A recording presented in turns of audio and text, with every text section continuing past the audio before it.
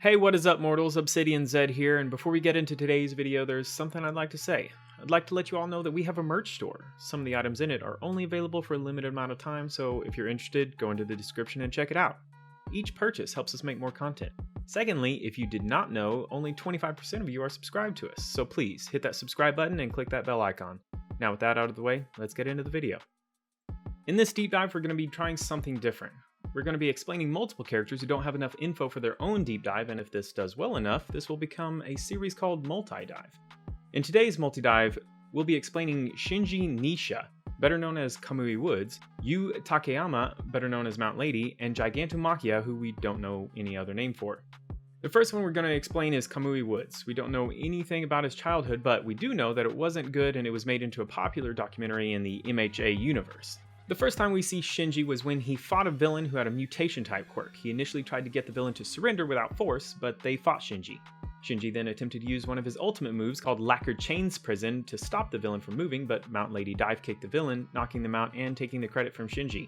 We are then told that Shinji has a large fan base for his hero work. We next see Shinji a couple hours before the USJ incident, where he and Mount Lady are trying to fight Trapezius Headgear, but are struggling because of the hostages that he has. Eventually, All Might shows up and quickly beats the villain, which pisses off Shinji and Mount Lady. We then see Shinji at the sports festival, where we see him, Mount Lady, and Death Arms patrolling the area, after which Shinji joins the rescue operation for Bakugo. When the raid starts, Shinji captures the villains. Unfortunately, they escaped thanks to All for One's aid, but Shinji at the time wasn't concerned for that and instead fought the newly arrived Nomu. Then going to somewhat help in the battle between All Might and All for One, specifically by getting the injured to safety. We then see Shinji team up with Edgeshot and Mount Lady, which actually makes him incredibly happy. They then eventually decide to become a team called the Lurkers. Shinji next appears when the new hero rankings get announced, where he then becomes the 7th highest ranking hero. The last time we see Shinji is when it's decided that heroes in training need to undergo practical training, and the Lurkers have Denki Kaminari, Hantasero, Minoru Mineta, and Ibara Shiozaki join their team. Sadly though, that's all we have seen of Shinji at the time of this writing, but let's move on to his appearance. We don't know much about Shinji's regular appearance since we haven't seen him out of his costume yet, which covers his whole body. What we do know is that Shinji is a short man that is seen wearing a blue bodysuit that includes a wooden belt, wooden knee pads, and wooden shoes. He also has a bunch of roses hanging off the left side of his belt, but this costume was slightly altered when he became the number 7 ranked pro hero. He added a wooden ring on each shoulder.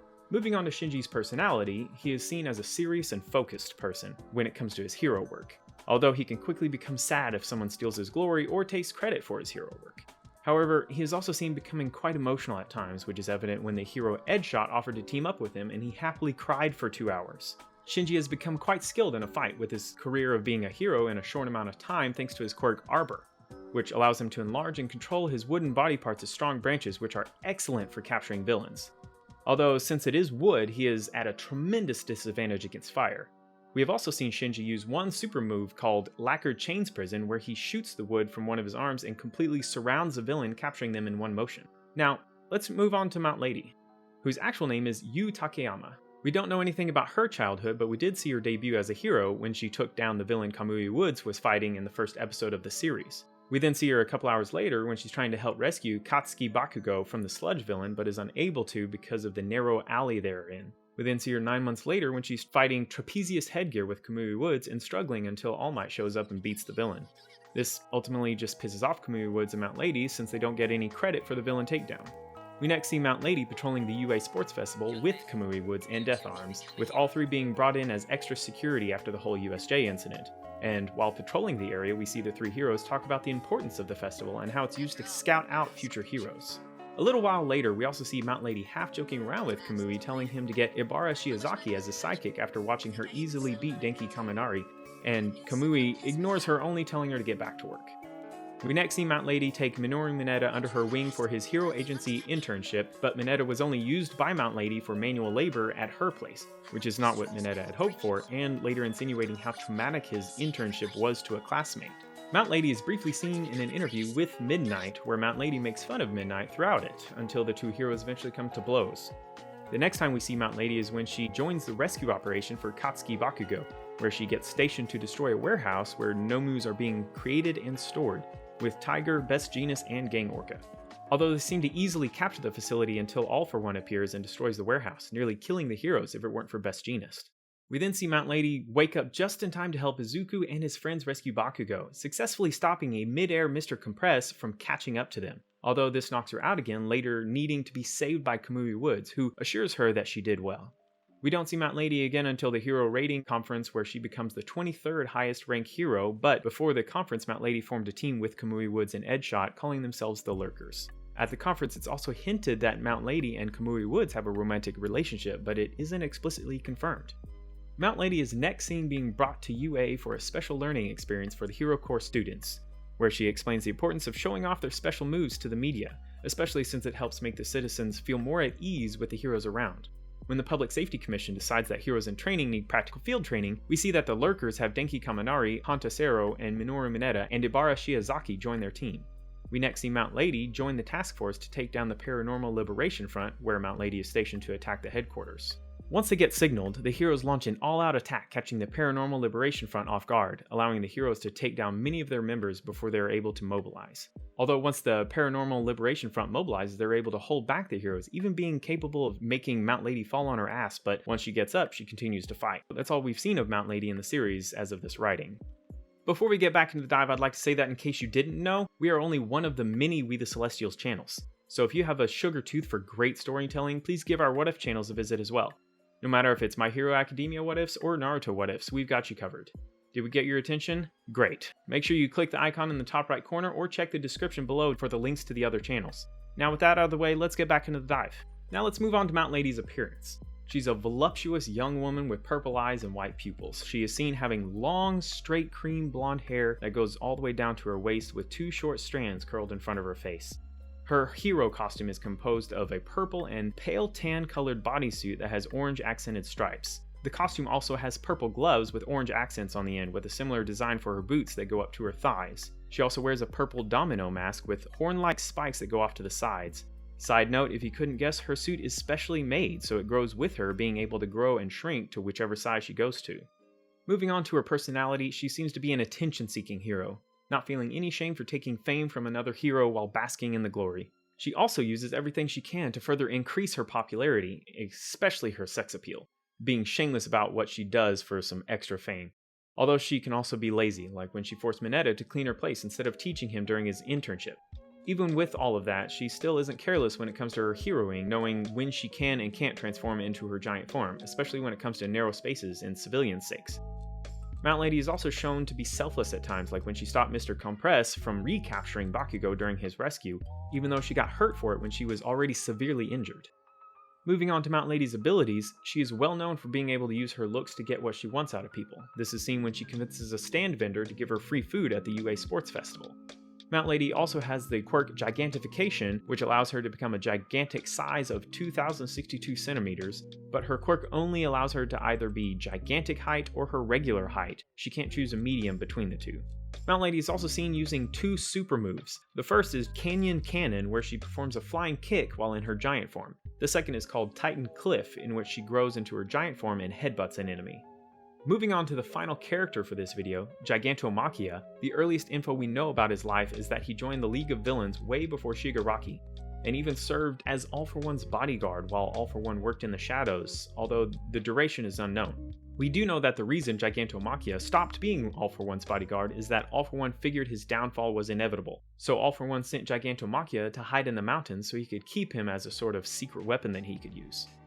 All For One kept Gigantomachia a secret, only telling Kurogiri so he could get him in case he thought he was no longer able to keep Shigaraki safe on his own, where he was wandering the city looking for Springer's hero office, where he then asked two middle school girls where it was, but his mere presence terrified them.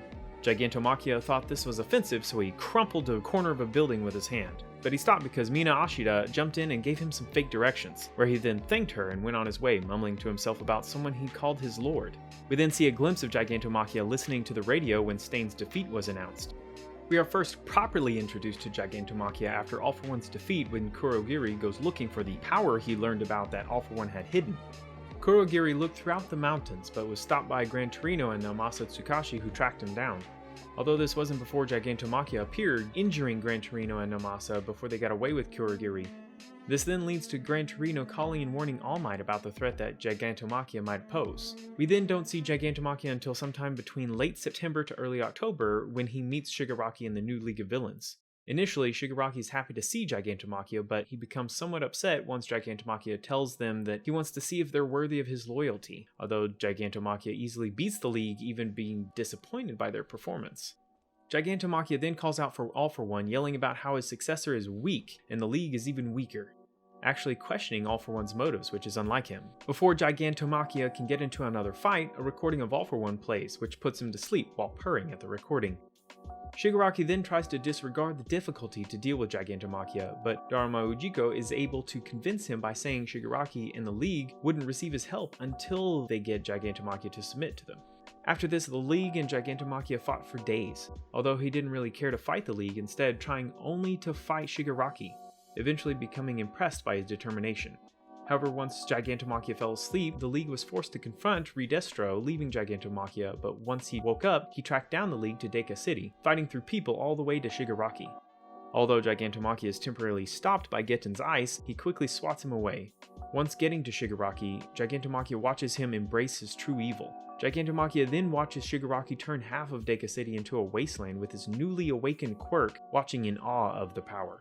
This was the moment when Gigantomachia was finally able to see Shigaraki as All For One's successor, shedding a tear at the sight. Sometime after this, we see Gigantomachia at the ceremony where Redestro merges with the League, creating the Paranormal Liberation Front. The last time we have seen Gigantomachia as of this writing was when he was informed that Endeavor had taken on 2 new interns.